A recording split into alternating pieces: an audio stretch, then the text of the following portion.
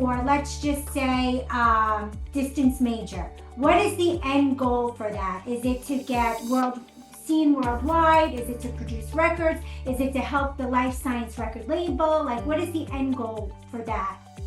Yep. So I thought long and hard about that when I was starting this whole thing. So the motto for Life Science Records is spread enjoyable music to the masses. That's my only goal I is. love it. Hey guys, welcome back to another edition of Rendezvous with Alysia. Today I have an artist on that has five projects going at once. I mean, talk about being multi-talented. His name is Michael Keane, and Michael, I just start talking. Five projects. I mean, we started having a little banter before, the podcast started, and he has five. That's right, five. I must have said it three times already. Projects. How do you juggle it all, Mike? Well, I'm working full time too in the non-music world. So this is it's a hobby that became a little bit more than a hobby about a year ago. So it hasn't even really been too long that I jumped in. So yeah, I have five projects. First of all, thanks for having me. I'm You're excited to, welcome. I love that I've watched a bunch of your stuff, and it's great how you interview local, almost underground musicians. Some not underground. I watched the one with the freestyle, which was awesome and brought me back to my high school days. Yeah, that was suave. Yeah. Yes, Bobby, exactly. So Yeah. when you name some of the artists, I'm like, I know those songs. Well, you're Yeah. from Jersey. I'm from New York. You're from Jersey. Well, you're originally from New York, I think, right? Yeah, I'm originally from the Bronx. Yep, I moved out to New Jersey probably 30, a couple of decades, 30 years ago. And I hate to say it all together, but it's been a while now that I've been out here. But yeah, you know, I still have my love for New York. So all my mugs are I love New York mugs. And but yeah, I'm out in Jersey. Yeah. Excellent. You guys have a wild winter going on up there. Oh, I feel like I'm living in Alaska right now, but it's Yeah. okay. It's okay. Yeah. I'm from New York, so my whole family's still back on Long Island in Queens and Yeah. Brooklyn. And my cousin from Seaford, Long Island, she called. She's like, "You're never gonna believe it." She goes, "We shoveled the driveway. I got the two icebergs on the side." She goes, "We can't even pull in anymore. We used to be able to pull in and kind of scrape it. It's Yeah. icebergs. They're literally icebergs. They're not melting and they're scratching the car." I said, "Are you Oh, kidding?" terrible. Yeah, it's like driving all the roads in the Northeast are narrower because they couldn't get rid of all the snow and then it froze. So it's literally like concrete rather than ice, and Yeah. everything. Sometimes the right lane vanishes, and you're like, ah. So yeah, I wish I was in Florida right now. I know. We have a second home in Florida, and my parents are snowbirding there as we speak. And I'm like, "Ma, I wish I was with you." Yeah, yeah, exactly. So Yeah. yeah, no, it's a great. Yeah, so I do have five projects. So yeah, I started a label called Life Science Records. That's the logo behind me. Yeah. With the intent that, maybe I would find local artists and then put out, some, music of other people. Because I've always listened to music my whole life, but I've never done it as a profession. But I also wanted to kind of learn how to do it. So I said, well, why don't I record my own music? Because I've always played music, but I never really performed live, other than like piano recitals and all that. So yeah, so I started one project, and it really had one particular sound. And then I call that one Textbook Maneuver. So that was the first one. And then some of that music started to kind of change and become more like alternative rockish kind of. So that became Distance Major. Let me tell you something. Yeah, and then so on and so forth. It kept snowballing. So Yeah, that's the how I ended up with distance this project. major, Yeah. everything you just said is what I felt. I was listening to you on Spotify yesterday, and I'm like, this is bringing back that 80s, like with that total instrumental, like 80s, early 90s vibe. I was like, I love this. Oh, thank you. Thanks for listening. Yeah, it's cool. I mean, my musical tastes are pretty eclectic. It ranges everything from classical music to jazz to hardcore punk to heavy metal to classic rock, alternative. The only things I never really got too into is like modern country. Okay. Um, I like the classic stuff, but the modern stuff I just haven't gotten into yet. And then, a lot of the hip hop I don't know too much of, but when I hear it, I do like some of it. Some of it I don't know if I like it yet. But so I think all of that as you're composing kind of all just is bouncing around in your brain. So as you compose, these unique sounds come out. And then I am starting to see I'm putting things into compartments in my mind. And then as I compose, I'm like, all right, this is definitely a distance major song. Love Yeah. I love it. Yeah. Okay, so let's talk about you. You work full time. You're doing all Yeah. these side projects on the side. Let me hear Yeah. about Michael. When you wake up through the day, are you sitting at an office somewhere and oh my God, I just got an idea, and you're writing it down or recording it on your phone? Like, how does a day in your life go? Yeah, so without getting into the full details of where I work and all that, I like to keep things just separate. But Yeah, yeah, so it's actually very traditional 9 to 5 corporate gig where I'm probably listening to music, but I go to an office. If I'm not in meetings or talking to coworkers, I'm probably listening to music. And then when I'm not listening to music, yeah, sometimes a melody pops into my head or a beat, and I just try to remember it. And then, usually in the evenings, even if you spend just 10 minutes doodling on the piano or on a keyboard, um, you could with the modern technology, you could record it very easily. You can even record stuff on your phone. So that's usually how it happens. And then when I have free time, either on the weekends or in the evening, if we're not doing anything, with the family, I'll just jump on into the home studio and start recording. And all my music comes out of improvisation, so I literally just kind of improvise, which I guess all music, if you think about it, started with some sort of improvisation. of course. And then usually there's something that comes out of that. Or sometimes I just say, all right, I'll save that for another day. I'll go back and I'll listen to it, sometimes a month later. And I'm like, oh, wow, that was nice. What was that? And then I build off of that. So it's these like little seeds of improvisation that become full songs. Now, So that's how it works. But it's just during my free time. I love it. Now, are you actively seeking to bring other artists onto your new label, and how would they get in contact with you? Yeah, absolutely. Yeah. So Life Science Record is the label name.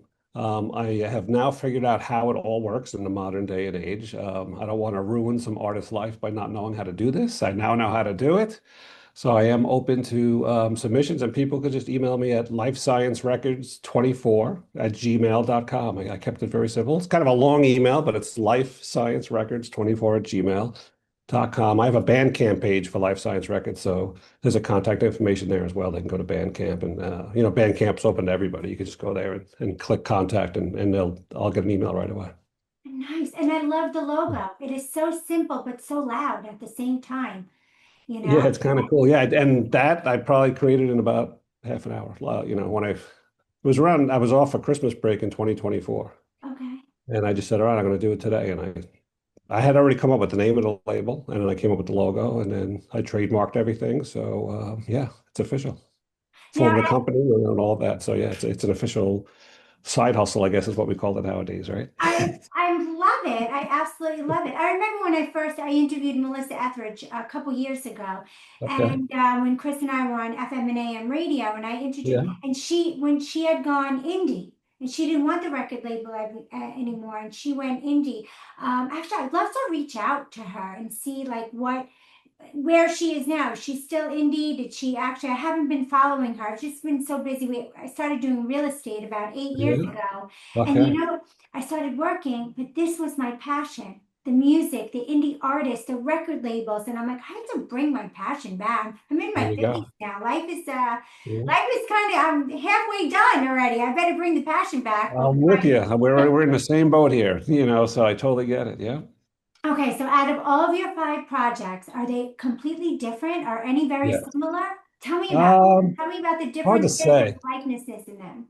Yeah, so distance major, as we said, it's sort of alternative, instrumental, a little bit of what do you call like neo jazz. I like to Yes. mess with. I love the sound of electric piano, and I put some reverb on it and some effects. So you'll see it. There's one song on the debut album, which is also called Distance Major, called New York City, 1970s New York City cinema. So at 1970s NYC cinema, and it has like almost like a jazz element to it. Because I was kind of just thinking about all the movies that were filmed in New York in the 1970s that you watch now, and you're like, wow, that was I was a little kid at that point in the city, but they captured it so well because those movies were so real.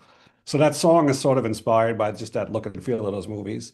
So that's sort of the distance major. If it's all my music is a little bit experimental, right? It's not. I'm kind of in the gray area of genre. Which is dangerous as an artist because it's hard to get promoted. But like, where do you get put if you're in the gray area? People like to put things in buckets.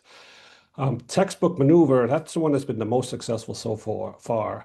That's probably closer to what's called IDM, which is kind of a silly genre name that people came up with, but it's the whole intelligent dance music. So it's dance music, but when you're kind of sitting at home with headphones on and you want to just relax, but with a little bit of a beat and some kind of experimental synths and stuff like that. So that's mostly been considered IDM. I never called it that when it first started, but that's how it's been compartmentalized, which is a tough word to say.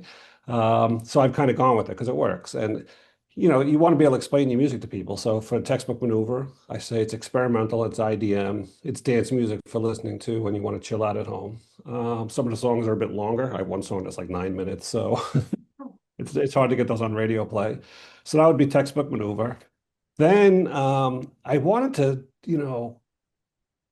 I started coming up with some crazy beats and some really sort of louder type of dance music. And I was like, all right, maybe that's what you would hear in a club at like 3 a.m. I haven't been to a club in I can't remember how long. And I Me. don't know what they're playing at 3 a.m. anymore, but I'm like, maybe this is what they're playing. So that's kind of like a harsher, heavier experimental. So that project's called SciTech.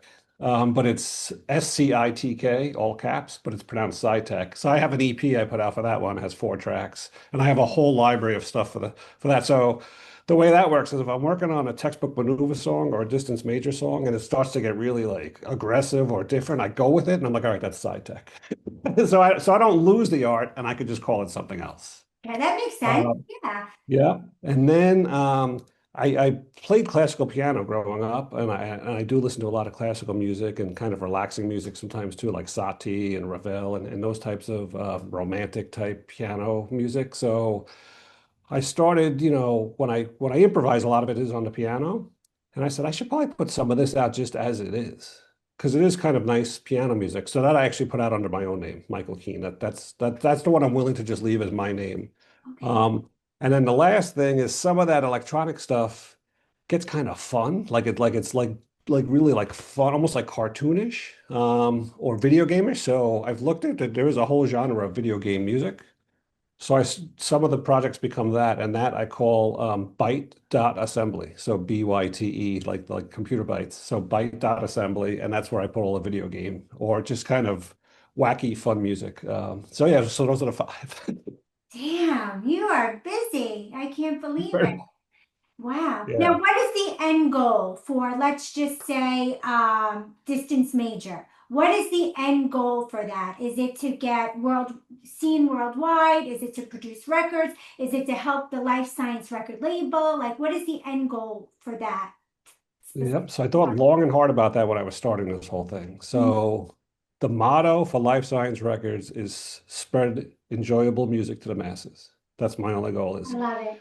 make enjoyable music, spread it out to the world as far as you can. I have people living in listening in every country. That's just how it works nowadays, and you could track all of that. So when I first started tracking it, I'd see like the little countries light up where your song's being played. And now when I look, literally the entire earth is lit up. So I'm like, all right, I've been able to spread enjoyable music to the masses. Yeah. But I also would love for my music to get into like films, TV shows. With the world of streaming, there's a lot of opportunity there as well. And you could be in a movie that's only in Japan, so that's all called sync licensing. So that's my next end game is to really get as many of my artists that I've put out, under, my own music into different movies and video games or whatnot. It could even be TV commercials. So because that'll be kind of fun because I'm not really a touring kind of guy. Yeah. My music, because I don't have a band, it could be played with a band. I don't have a band, but maybe that could be something that we do one day. I put together some fellow musicians and we jam out and play live, but I haven't done that yet. So I would say for my music, that's the end game is to get sync licensing, maybe one day play live. But for Life Science Records, now that I kind of know how it all works and I have a bit of a network that I'm starting to form, I would love to just find artists and start to sign them and really with the goal of getting them onto a major label if that's what they want. If they want to just stay independent and underground like I am, then we can do that forever. If they, but I want to help them reach whatever their life goals are and kind of coach them, make sure they kind of stay on the right track, Yeah. stay professional, because if I was doing this when I was in my late teens, early 20s, I probably wouldn't have put out the amount of stuff I put out so far. So maturity helps. And I'm doing it really just more out of, it's just fun. It is. It is a It lot of seems like fun. it's So, a lot of work and a yeah. lot of fun. So what do you do on Yeah. your downtime? I read a lot. We Mhm. watch a lot of movies. We'll go into New York if the weather's okay and there's something cool happening in New York. Otherwise, I do love to relax. I'm very good at relaxing. So Nice. sometimes I literally just chill and that's fine with me. You ever go to the Jersey Shore, go to the beach and stuff? Oh yeah, every summer we go. We don't like go like we don't have a place that we own or anything like that. But yeah, we'll go down to the beach. We live close enough that you could do a day trip. It's sort of like when I was growing up and we'd go to Jones Beach, right? Yes, It's the exactly. same idea. We pick a beach in New Jersey, we go for the day, maybe stay down there till dinner and come home. And yes, I do that in the summer as well. Nice, nice. Yeah. Now tell me a secret, or tell my Okay. audience a secret, something that nobody knows about Michael Keane. Oh, goodness gracious. Um, Oh, that's a tough one because I'm kind of an open book. I don't really have anything that I've hidden from too many people. So, if some of my friends and family watch this, they'll be like, "That's not a secret. We all know that." I don't know. Can I think about it and I'll come back to you during this interview with an answer? Yeah, yeah. It'll pop in my brain, and right now I just can't think of anything. Now, I just Chadwick Easton just did a write up on you about your song Bumper by Yeah. Major Distant, and he opens up. And when I listened to the song, he hit the nail on the head. It says Bumper by Distance Major is a meeting of two arrangements bumping into the other during the making of the song from the Distance Major LP, as depicted by the project's mastermind producer and composer, Michael Keane.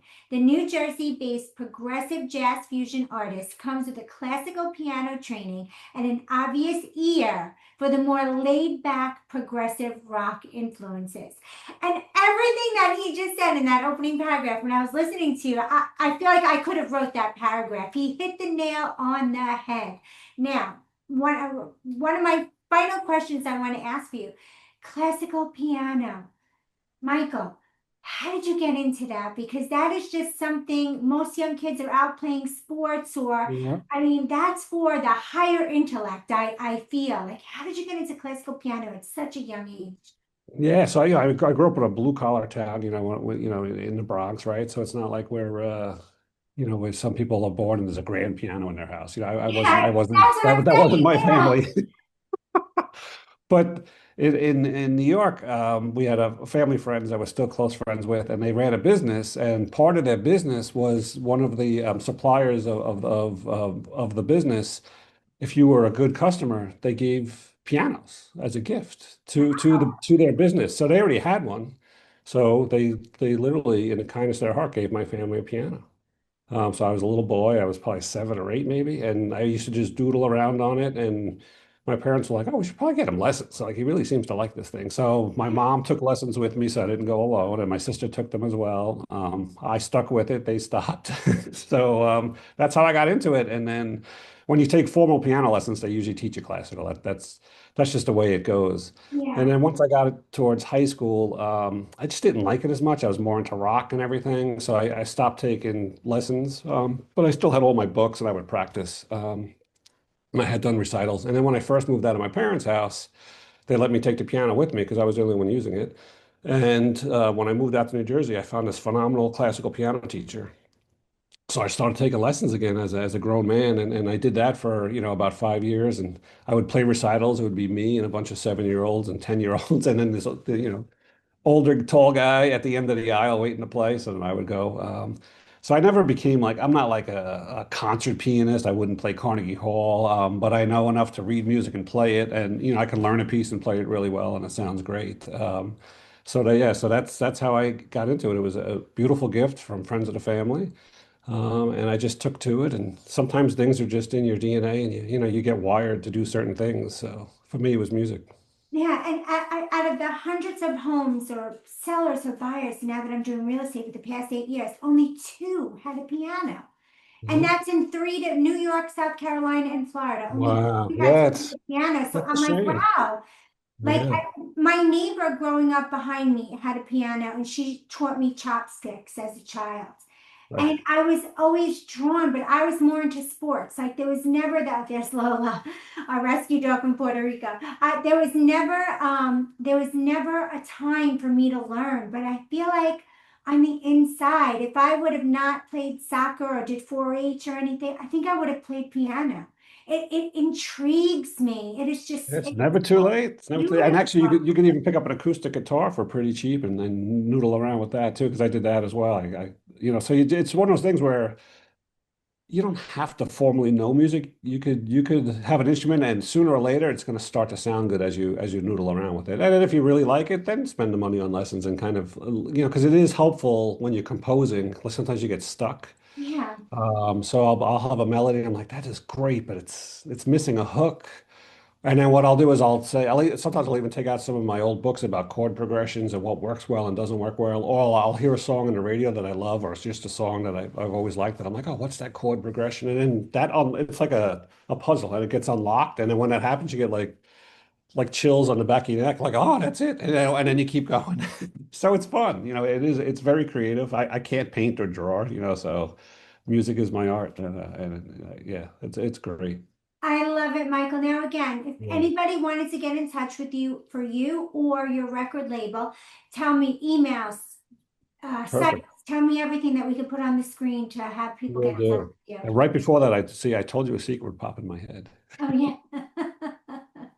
So, but if especially folks who have listened to my music, they would probably have no idea how much I love like punk and hardcore rock from New York, from like the early to mid 80s, like the Yes. really heavy stuff where they were mosh pit like that. That is probably 85% of my music collection. But I do have a Wow. very large music collection, so I have a lot of progressive rock and jazz and classical.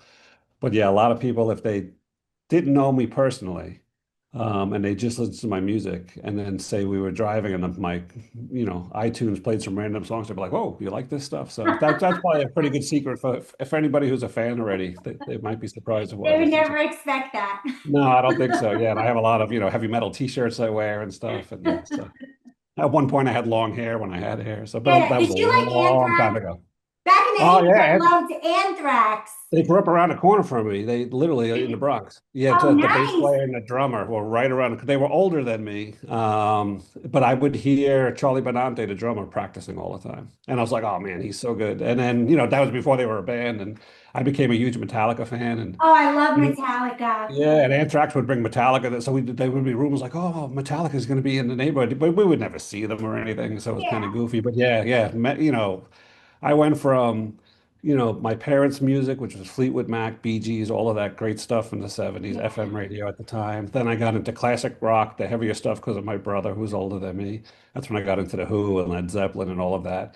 And then I discovered Rush on my own, and then got into Metallica, Megadeth, Anthrax, all of that. And then for some reason went to punk, and then really liked that probably the most, and then alternative rock. And as I got older, I got more into jazz. So literally, it just keeps evolving. So we may talk in 3 years, and I'm listening to who knows what. Country. Might be something different. Country or hip hop. What you said in the beginning. That's right. You Big might you country you or know. might run into it. Maybe you'll be in that like in the next year and a half to 3 years. Yeah, well, you know what as part of the label. The other thing I'm doing, as part of A&R, we trying to find artists. I started curating for playlists. Nice. So, one way to reach me is you go to my Instagram, and that you can also get if I send everybody to Bandcamp, the links to me are there. So if you just go to Bandcamp and type Life Science Records, you'll find me. And it's bandcamp.com. And then my email is lifesciencerecords24@gmail.com. And then what I started doing is I started curating playlists on multiple different platforms where people could submit music right to me. I'm not it's not something where you're trying to get paid. I'm just trying to find as many artists as possible. But I bring that up because that is allowing me to listen to a lot of country and a lot of hip hop that I normally don't listen to. And I'm like, wow, there's some really cool stuff out there. Yeah. I can't just go by what you hear on the radio because I never have. I've always been a non-radio, unless it was college radio or, as they say, it was literally the left of the dial. I guess that's Yeah. why they call it that. Yeah. The stuff that was like 92.3, 92.7 was great. What was the one? The 92.7 one was it was that Long WLIR. Island. Yeah, that was a great Yeah, station. yeah. I loved LIR. Yeah. Yeah, so that was probably that, and then everything below that was usually where I listened to it on the radio. Especially as I got older, I really got into college radio. So I'm not against radio, just the top 40 has never been my thing, I guess. Right, gotcha. But yeah, people can reach out to me through the email is probably the easiest. I'm on Instagram for sure. You could just look up Life Science Records, you'll find me. I never know what they are. I don't have the at memorized, but it's easy to find me. I'm approachable. Well, thank you so much for rendezvousing with Alysia today, Michael. And I look It's forward my to it. I pleasure. hope Thank a lot you. of people watch this and you get some indie artists that come. And I hope you create another 5 projects in Uh, 2026. Oh, absolutely. Yeah, I'll let you know how it goes. I'll give you an update once there's more happening. But yeah, no, thank you so much for having me. Enjoy the rest of your weekend and the Super Bowl, which we have this weekend, which Oh, is I'll this probably end weekend up Super watching. Bowl? I have I no. think it's tomorrow night. Yeah, I'm not too into it either, but I do like doing things where like the whole country's doing it at the same time. That's kind of cool. Yeah. So I'll probably put it on. Yeah. I didn't even, I'm so like behind on what's going on in today's world. Like I'm so just work, work, work, work, work. I didn't even realize it was Super Bowl weekend. Yeah. So yeah, if you're going food shopping today, you're probably gonna hit a lot of traffic.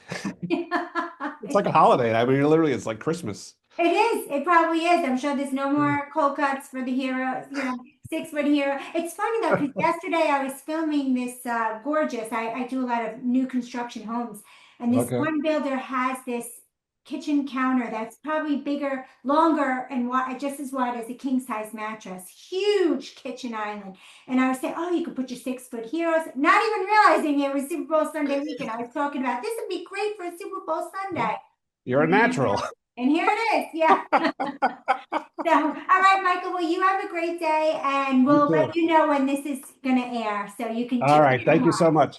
Okay. Okay, All right. Michael. Bye-bye. Take care. Okay, bye-bye. Calling all first responders, healthcare professionals, and military personnel. Are you ready to take the next steps in your home buying or selling journey? My name is Alysia Stern. I'm a licensed realtor in New York, North Carolina, South Carolina, and Florida, and the founder of the Heroes Agents. You have made tremendous sacrifices for all of us, and it is our honor to assist you in your real estate journey. To express our gratitude, we offer hero rebates and customized services tailored to fit your unique needs. Our commitment is to help you find your perfect home or enhance the value of your current property. We are also dedicated to supporting you in securing financial resources and smoothly navigating the mortgage process, guiding you every step of the way. To date, we have proudly given back over $50,000 to heroes like you as a way to say thank you. The Heroes Agents are here to serve you and make the process as easy and stress-free as possible while giving back with no strings attached. Reach out to us today at 833-TOP-HERO. That's 833-TOP-HERO. Or visit theheroesagents.com.